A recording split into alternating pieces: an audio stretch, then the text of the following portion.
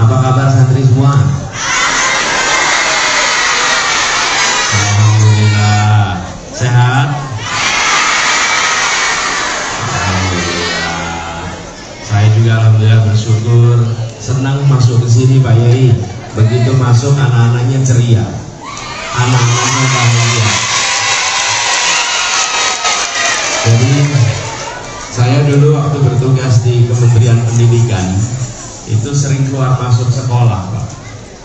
Dan kalau mau tahu sebuah sekolah, sebuah tempat pendidikan, termasuk pondok, itu bagus apa tidak, paling gampang datang lihat. Kalau anak-anaknya cemberut, ini sekolah ada masalah. Kalau anak-anaknya bersungut-sungut, ini ada masalah. Tapi kalau datang anak-anaknya ceria, ini berarti tempat pendidikan yang baik. Karena tempat belajar harus menyenangkan. Harus apa? Menyenangkan. Kalau senang, maka belajarnya akan menjadi baik. Tapi kalau nggak menyenangkan, waduh berat. Kalau di pondok kan mukim di sini ya, mukim ya banyak mukim semua, mukim. Jadi kalau suasana pondoknya itu ceria, berarti ini belajarnya benar. Insya Allah semuanya nanti akan berhasil belajar di sini. Lalu saya ingin sampaikan juga pada semua Pak Yai, ini saya ngobrol sama santri-santrinya, boleh ya Pak Yai ya? Boleh ya? Boleh. Saya mau tanya nih, kalau di pondok, kalau pagi bangunnya jam berapa? Ya?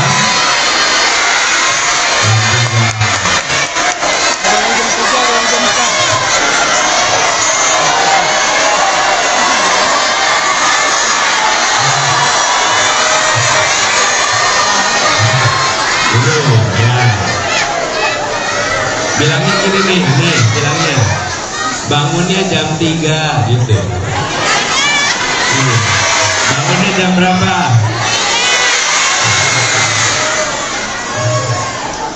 Nah, bangun jam 3. Terus habis bangun apa kegiatannya? Sholat apa? Tahajud dulu ya? Tahajud dulu. Terus subuhnya jam berapa sekarang? Jam 4. Kalau gini nggak apa-apa. Jam 4. Habis subuh apa?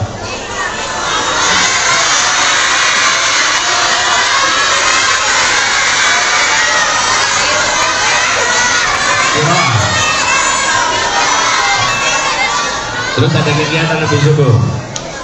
Terus mandinya jam berapa? Tidur langsung mandi, jadi jam 3 langsung mandi, biar seger ya. Terus masuk kelas jam berapa? Selesainya jam 11. Habis jam 11 apa?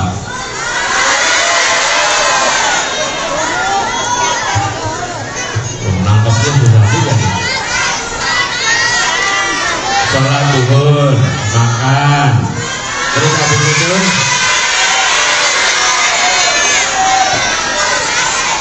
ini satu coba ke depan, satu ke depan, saya ajak tanya. Siapa mau ke depan?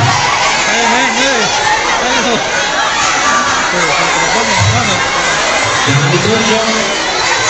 Sukarela. Yang laki-laki juga boleh.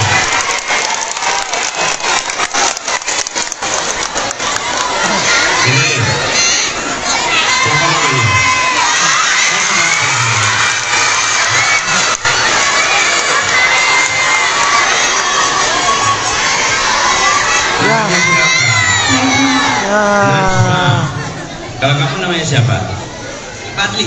Rifadli. Kelas berapa Rifadli? KMI. Kelas 5 KMI atau kelas 2 SMA? Kamu nyambung bener ya, hebat nih. Najmi, jadi tadi saya tanya nih. Ya gitu kan? Najma. Kalau udah siang selesai sekolah, terus apa kegiatannya? Belajar siang.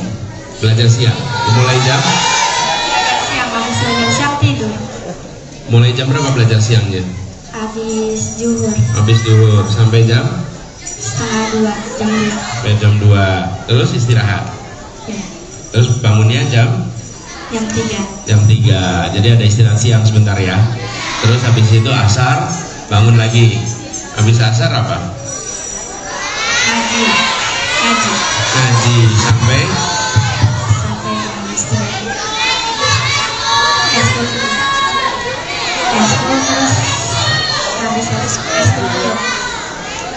sampai jam sampai maghrib. Habis maghrib apa kegiatannya?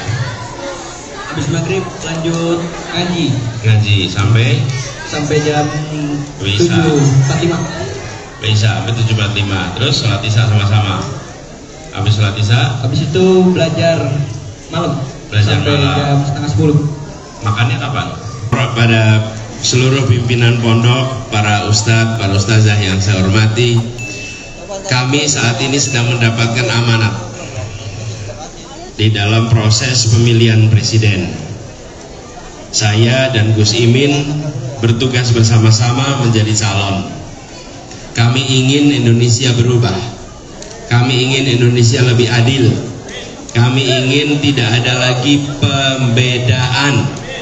Apalagi kalau di pendidikan, tidak lagi ada dibeda-bedakan antara negeri dan swasta. Jangan dibedakan antara sekolah umum dan sekolah agama, dengan pondok, dengan madrasah. Fasilitasnya harus sama. Kenapa?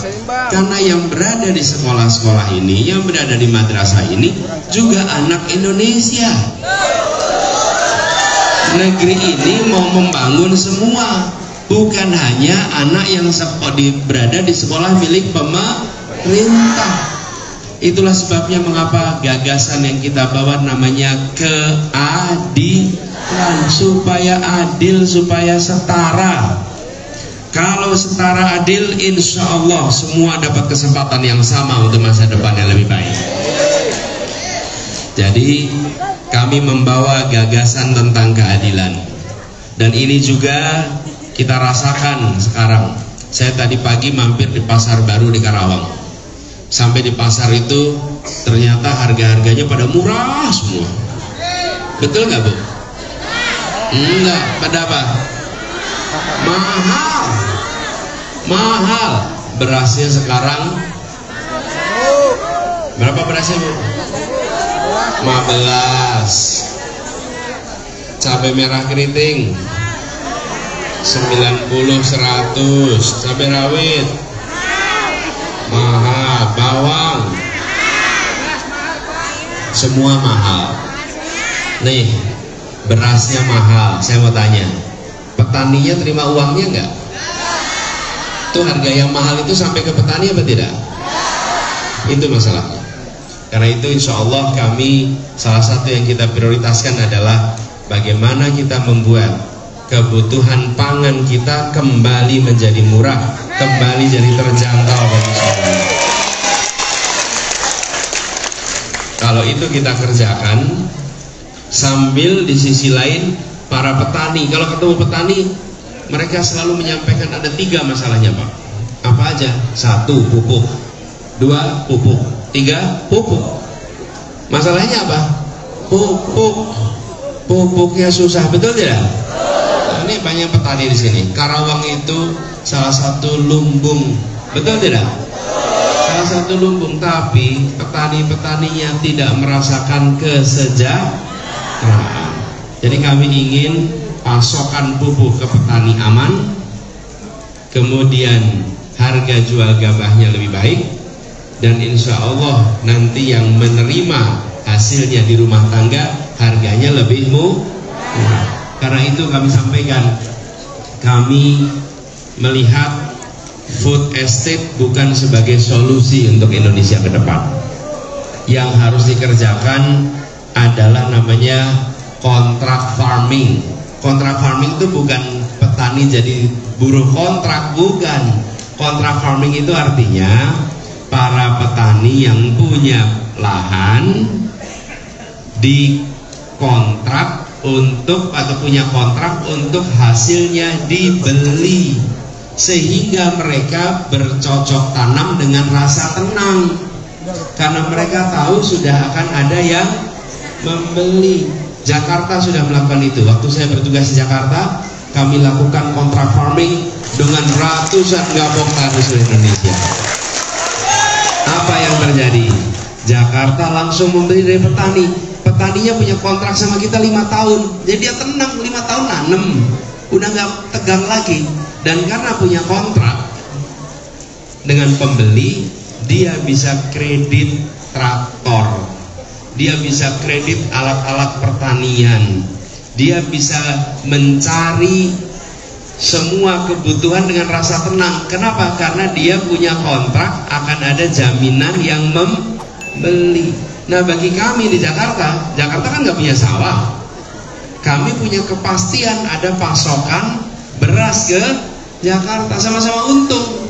Yang di Jakarta tenang, ada pasokan, harganya jelas, petaninya tenang karena dia menanam dengan ada harga yang pasti. Dan